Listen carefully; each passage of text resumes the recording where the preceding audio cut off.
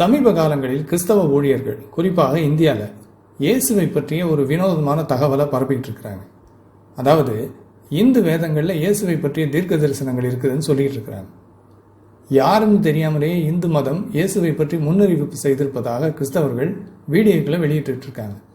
அது மட்டும் இல்லை, இந்து வேதங்களில் பிரஜாபதி என்று சொல்லப்பட்டுள்ள ஒருவர் இயேசுவை தான் குறிக்குதுன்னு பிரச்சாரம் பண்ணிக்கிட்டு இருக்கிறாங்க. இது உண்மையா? இந்து வேதங்களில் இயேசுவை பற்றிய தீர்க்க தரிசனம் இருக்குதா? நிச்சயமாக இல்லை. இது இந்துக்களை மதமாற்றம் செய்வதற்காக கிறிஸ்தவர்கள் உருவாக்கி இருக்கிற பல்வேறு பொய்களிலே ஒன்று. இந்த வீடியோவில் இந்த மாதிரி கிறிஸ்தவர்களே ஒரு தவறான தகவலை பரப்புறாங்க, இவங்களுடைய நோக்கம் என்ன அப்படிங்கிறத நம்ம தெரிஞ்சுக்க போகிறோம். இந்த கிறிஸ்தவ ஊழியர்கள் என்ன சொல்கிறாங்க? இந்து வேதங்களிலே குறிப்பாக பிரஜாபதி என்று சொல்லப்பட்டிருக்கின்ற ஒரு கதாபாத்திரம் இயேசுவை குறித்ததுன்னு சொல்கிறாங்க. அதாவது ரிக் வேதத்தில் பாவமே செய்யாத ஒருவர் பலியாக்கப்படுகிறார் அப்படின்னு சொல்லப்பட்டிருக்குது. அது இயேசுவை குறித்த தீர்க்க தரிசனம் அப்படிங்கிறாங்க.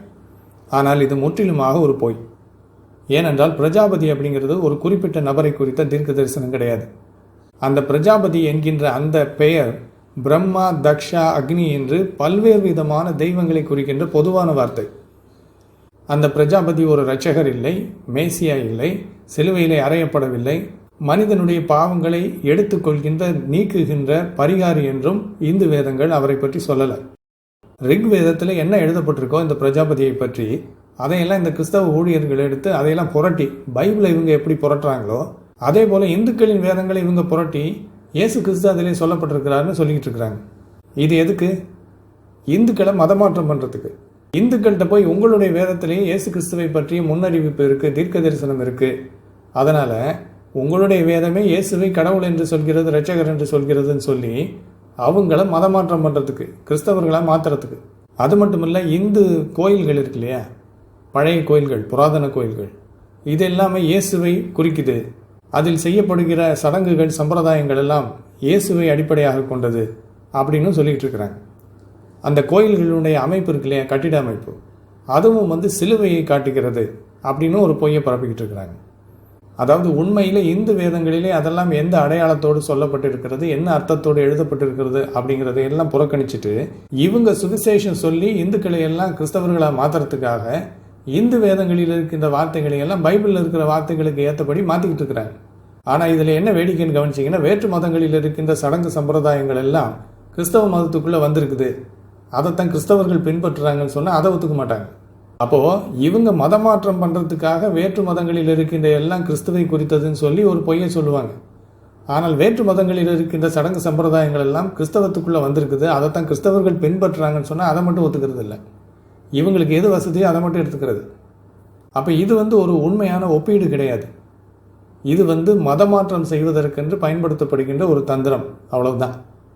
இதில் இருக்கக்கூடிய மிகப்பெரிய மாயத்தனம் என்னென்னா, கிறிஸ்தவ ஊழியர்கள் இந்துக்களை மதமாற்றம் பண்ணுறதுக்காக உங்களுடைய வேதத்தில் இயேசு கிறிஸ்துவை பற்றிய தீர்க்க தரிசனம் இருக்குன்னு சொல்லுவாங்க. இப்படி சொல்லி அவங்களையெல்லாம் கிறிஸ்தவர்களாக மாற்றுவாங்க.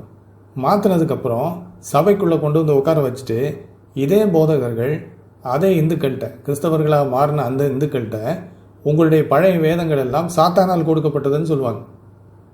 அதையெல்லாம் நீங்கள் தூக்கி எறிங்க, உங்கள் வீட்டுக்குள்ளே பழைய தெய்வங்களுடைய படங்களை வச்சுக்காதீங்க, முந்தைய வழிபாட்டு முறைகளை இப்போ பின்பற்றாதீங்க, அது எல்லாமே தேவனுக்கு விரோதமானவை, எல்லாத்தையும் தூக்கி எறிங்க அப்படின்னு இவங்களே போதிப்பாங்க.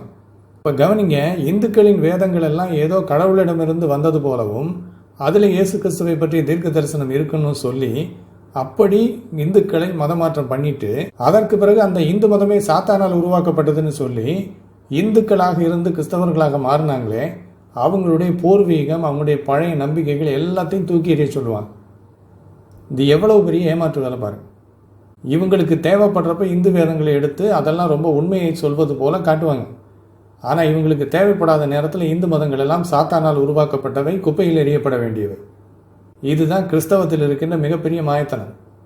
அப்போ இந்து மதம் இவர்கள் சொல்வது போல இயேசு கிறிஸ்துவை பற்றிய தீர்க்க தரிசனத்தை உடையது என்றால் அப்போ அதில் உண்மை இருக்குதுன்னு ஒத்துக்கணும். அல்லது அது சாத்தானால் உருவாக்கப்பட்டதுன்னா அதில் சொல்லப்பட்டிருக்கிற எதையும் நம்பக்கூடாது. அப்போ இதிலிருந்து தெரிஞ்சுக்கணும் இவங்களுடைய தந்திரத்தை. மதமாற்றம் பண்ணுறதுக்காக என்ன பொய் வேணாலும் சொல்லுவாங்க. இந்துக்கள்கிட்ட பேசும்போது உங்களுடைய மதம், உங்களுடைய வேதங்கள், உங்களுடைய சடங்கு சம்பிரதாயங்கள், உங்களுடைய கோயிலுடைய கட்டிட அமைப்புகள் எல்லாமே இயேசுவை குறித்தது அப்படின்வாங்க. மதமாற்றம் பண்ணதுக்கப்புறம் உங்களுடைய மதம், உங்களுடைய வேதங்கள், உங்களுடைய கோயில்கள், உங்களுடைய கட்டிட அமைப்புகள் எல்லாமே சாத்தானால் உருவாக்கப்பட்டது அப்படின்வாங்க.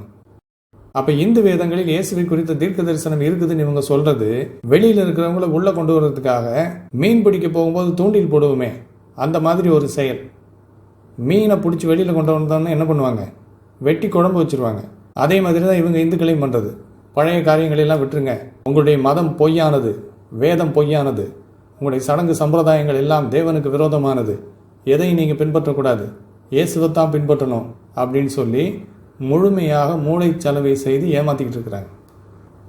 நல்ல ஒரு விஷயத்தை கவனிங்க, இந்து வேதங்களில் இயேசு கிறிஸ்துவை குறித்த தீர்க்க தரிசனம் எதுவும் கிடையாது. இந்து மத கோயில்களில் இயேசு கிறிஸ்து ஒளிஞ்சிக்கிட்டு இல்லை. அப்போ யாராவது உங்ககிட்ட இந்து வேதங்களிலே இயேசு கிறிஸ்துவை பற்றிய தீர்க்க தரிசனம் இருக்குது, இந்து கோயில்கள் இயேசுவினுடைய சிலுவையை குறித்தது அப்படின்லாம் சொன்னாங்கன்னா, அப்புறம் ஏன் இந்து மதத்தை நீங்கள் சாத்தானால் உருவாக்கப்பட்டதுன்னு சொல்கிறீங்கன்னு நீங்கள் திருப்பி கேளுங்க. அவங்க என்ன சொல்லுவாங்க தெரியுமா, இந்து மதம் தேவனிடத்திலிருந்து வந்தது தான் முதல்ல, அதனால் அதில் உண்மைகளெல்லாம் இருக்குது, பிறகு அதை மாற்றிட்டாங்க, அதை கரப்ட் பண்ணிட்டாங்க, அதில் கலப்படம் வந்துருச்சு, அதனால இந்து மதத்தை நாங்கள் நிராகரிக்கிறோம் அப்படின்னு சொல்லுவாங்க. இதே காரியத்தை தான் முஸ்லிம்கள் பைபிளை பற்றி சொல்கிறாங்க. பைபிளில் முகமதுவை குறித்த தீர்க்க தரிசனம் இருக்குன்னுவாங்க. பைபிள் உண்மையான கடவுளை காட்டுதுன்னு சொல்லுவாங்க. சரி, பைபிளில் முகமதுவை குறித்த தீர்க்க தரிசனம் இருக்குது, பைபிளில் உண்மையான கடவுள் இருக்கிறார் அப்படின்லாம் சொல்கிறீங்களே, அப்புறம் ஏன் கிறிஸ்தவத்தை நீங்கள் ஏற்றுக்கிறது இல்லைன்னு கேட்டிங்கன்னா, கிறிஸ்தவம் என்பது தேவனிடத்திலிருந்து வந்தது தான், பைபிளை கொடுத்தது கடவுள் தான், ஆனால் அதற்கு பிறகு அதை மாற்றிட்டாங்க, அதில் கலப்படம் பண்ணிட்டாங்க, அதில் பொய்களை சேர்த்துட்டாங்க, அதனால் அதை நாங்கள் நிராகரிக்கிறோம், இஸ்லாம் தான் உண்மையான வழின்னு அவங்க சொல்கிறாங்க. இதே மாதிரி தந்திரத்தை தான் கிறிஸ்தவங்க பயன்படுத்துகிறாங்க இந்துக்கள்கிட்ட. அதனால் இந்த மதமாற்ற கும்பல்கிட்ட நீங்கள் கவனமாக இருக்கணும். அவங்க தேவனுக்கு ஊழியம் செய்கிறதா நினச்சிக்கிட்டு ஊரை ஏமாற்றிக்கிட்டு இருக்கிறாங்க. அவங்க சொல்கிற மாதிரி இந்து வேதங்கள் எல்லாம் சாத்தானால் உருவாக்கப்பட்டது, இந்து மதம் சாத்தானிடத்திலிருந்து வந்தது அப்படின்னா, பிறகு அந்த வேதத்திலே இந்து மதத்திலே காட்டப்பட்டிருக்கிற இயேசு கிறிஸ்துவும் சாத்தானால் உருவாக்கப்பட்ட ஒரு கேரக்டர் தான்.